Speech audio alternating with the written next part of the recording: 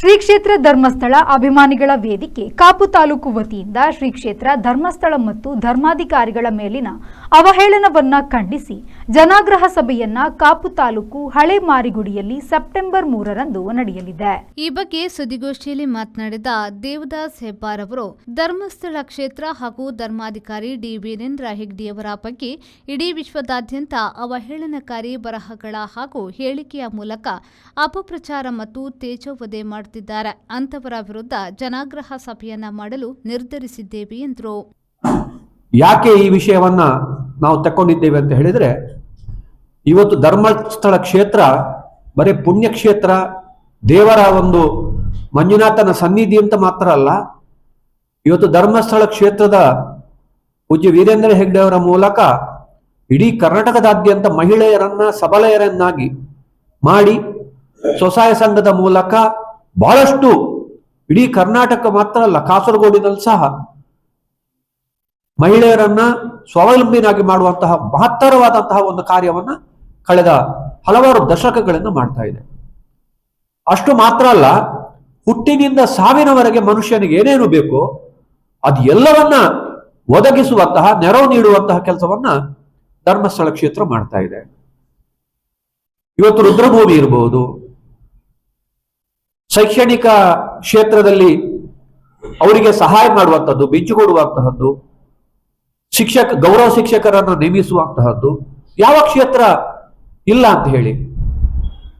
ಹೈನುಗಾರಿಕೆಯ ಕಟ್ಟಡಕ್ಕೆ ಬೇಕಾದಂತಹ ನೆರವು, ರೂಡ್ಸೆಟ್ನ ಮೂಲಕ ಇಡೀ ಭಾರತದ 600 ಜಿಲ್ಲೆಗಳಲ್ಲಿ ಸ್ವೋದ್ಯೋಗದ ಬಗ್ಗೆ ತರಬೇತಿ ಕೊಡುವಂತಹ ಕೆಲಸವನ್ನ ಧರ್ಮಸ್ಥಳ ಕ್ಷೇತ್ರ ಮಾಡ್ತಾ ಇದೆ.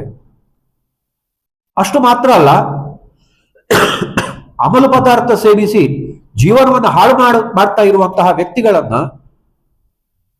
ಶಿಬಿರಕ್ಕೆ ಸೇರಿಸಿ ಅವರ ಸುಮಾರು 1,75,000ಕ್ಕಿಂತ ಮಿಕ್ಕಿ ಕುಟುಂಬಗಳನ್ನ ಉದ್ಧಾರ ಮಾಡಿದಂತಹ ಕ್ಷೇತ್ರ ಧರ್ಮಸ್ಥಳ ಮಧ್ಯವರ್ಜನ ಶಿಬಿರದ ಮೂಲಕ. ಈ ರೀತಿಯಾಗಿ ದಯಾನಂದ ಹೆಜಮಾಡಿ ಅವರು ಮಾತನಾಡಿ, ಜಾತ್ಯತೀತ ಹಾಗೂ ಪಕ್ಷಾತೀತವಾಗಿ ಸೆಪ್ಟೆಂಬರ್ 3ರಂದು ಕಾಪುವಿನಲ್ಲಿ ಜನಾಗ್ರಹ ಸಭೆಯನ್ನ ಹಮ್ಮಿಕೊಂಡಿದ್ದು ಹಲವು ಗಣ್ಯರು ಆಗಮಿಸುವವರಿದ್ದಾರೆ. ಹೆಚ್ಚಿನ ಸಂಖ್ಯೆಯಲ್ಲಿ ಶ್ರೀ ಕ್ಷೇತ್ರ ಧರ್ಮಸ್ಥಳದ ಭಕ್ತಾದಿಗಳು ಹಾಗೂ ಧರ್ಮಾಧಿಕಾರಿ ಡಿ ವೀರೇಂದ್ರ ಹೆಗ್ಡೆಯವರ ಅನುಯಾಯಿಗಳು ಭಾಗವಹಿಸುವಂತೆ ತಿಳಿಸಿದರು. ಪಕ್ಷಾತೀತವಾಗಿ ಜನಾಗ್ರಹ ಸಭೆಯನ್ನು ನಡೆಸಿ ಆನಂತರ ಸರ್ವಿಸ್ ರಸ್ತೆಯ ಮೂಲಕ ಜಾಥಾ ನಡೆಸಿ ತಹಸೀಲ್ದಾರ್ ಕಚೇರಿಗೆ ತೆರಳಿ ಸರ್ಕಾರಕ್ಕೆ ಸಂವಿಧಾನಿಕವಾಗಿ ಅಪಪ್ರಚಾರ ಮಾಡುವವರ ವಿರುದ್ಧ, ಅವಹೇಳನ ಮಾಡುವವರ ವಿರುದ್ಧ ಸೂಕ್ತ ಕ್ರಮ ಕೈಗೊಳ್ಳಬೇಕಾಗಿ ಧರ್ಮಸ್ಥಳದ ಭಕ್ತಾಭಿಮಾನಿಗಳ ತಾವೆಲ್ಲರೂ ವೇದಿಕೆಯಲ್ಲಿ ನಾವು ಈ ಒಂದು ಶಾಸನ ಮುಖಾಂತರ ಆಗ್ರಹಿಸುತ್ತಿದ್ದೇವೆ. ಈ ಸಭೆಯಲ್ಲಿ ದಿಕ್ಸೂಚಿ ಭಾಷಣಕಾರರಾಗಿ ವಸಂತ್ ಗಿಳಿಯಾರ್, ದಾಮೋದರ್ ಶರ್ಮಾ ಹಾಗೂ ಸಾನ ಕುಂದರ್ ಶಾಸಕರು, ಮಾಜಿ ಶಾಸಕರು, ದೇವಸ್ಥಾನ ಮುಖ್ಯಸ್ಥರು ಹಾಗೂ ಕ್ಷೇತ್ರಾಭಿಮಾನಿಗಳು ಭಾಗವಹಿಸುತ್ತಾರೆ ಎಂದು ನಿಮ್ಮನಿಗೆ ಈ ಒಂದು ನಾವು ತಿಳಿಸಿಕೊಡ್ತಿದ್ದೇವೆ. ತಾವು ಕೂಡ ಇದರಲ್ಲಿ ಭಾಗವಹಿಸಬೇಕಾಗಿ ವಿನಂತಿಯಿಂದ ವಿನಂತಿಯನ್ನು ಮಾಡುತ್ತಿದ್ದೇವೆ. ಎಲ್ಲ ತನಿಖೆಗಳನ್ನ ಮಾಡಬೇಕು, ಅದರಲ್ಲಿ ಯಾವುದೇ ಮುಚ್ಚುಮರೆ ಇಲ್ಲ. ಸತ್ಯವನ್ನು ಹೊರಗೆ ಕೇಳಬೇಕು. ಅಪರಾಧಿಗಳು ಯಾರೇ ಇದ್ರೂ ಸಹ ಅವರ ಮೇಲೆ ಕ್ರಮವನ್ನು ಕೈಗೊಳ್ಳಬೇಕು. ಇದೇ ವೇಳೆ ದೇವದಾಸ್ ಹೆಬ್ಬಾರ್, ದಯಾನಂದ ಹೆಚಮಾಡಿ, ರಘುರಾಮ್ ಶೆಟ್ಟಿ, ಉದಯ್ ಕುಮಾರ್ ಶೆಟ್ಟಿ ಹಾಗೂ ಸತ್ಯೇಂದ್ರ ಪೈ ಕಟಪಾಡಿ, ನವೀನ್ ಸುವರ್ಣ ಉಪಸ್ಥಿತರಿದ್ದರು. ರವಿರಾಜ್, ವಿ4 news, Padubidri. In every emergency, every moment of care, Bachpe Medical and Trauma Center is here.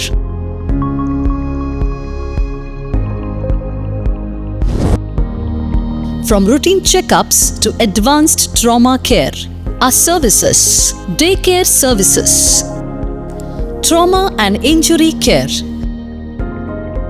specialized care for women and children, cardiology services, orthopedic care, chronic condition management, skin and dermatology care, geriatric care, physiotherapy and rehabilitation programs for pain relief, injury recovery, and improving mobility.